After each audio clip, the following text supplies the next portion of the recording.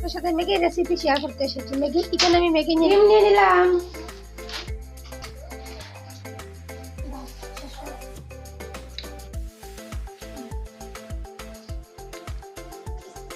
গরম জল দিয়ে 2 মিনিটের জন্য রেখে দেবো।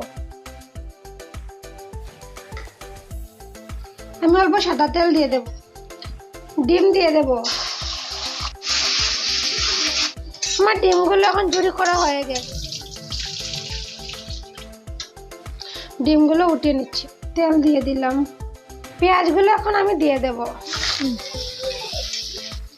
কাঁচা লঙ্কা দিয়ে দেব, আলুগুলো দিয়ে দেবো কেটে, দিয়ে মিক্সিং করে নেবো। মিক্সিং স্বাদ মতন লবণ দিয়ে দেবো, একদম অল্প করে হলুদ গুঁড়ো দিয়ে দেবো, অল্প জিরের গুঁড়ো দিয়ে দিয়েছি।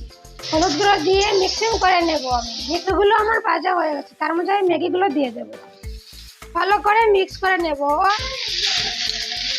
ম্যাগি 3 প্যাকেট নিয়েছি, কিন্তু মশলা আমি 2 প্যাকেটই দেবো।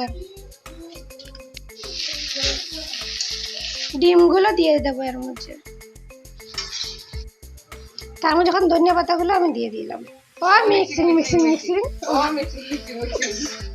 আমার ম্যাগি বানানো কমপ্লিট। দেখতেই পেয়েছো ম্যাগিগুলো আমার কমপ্লিট।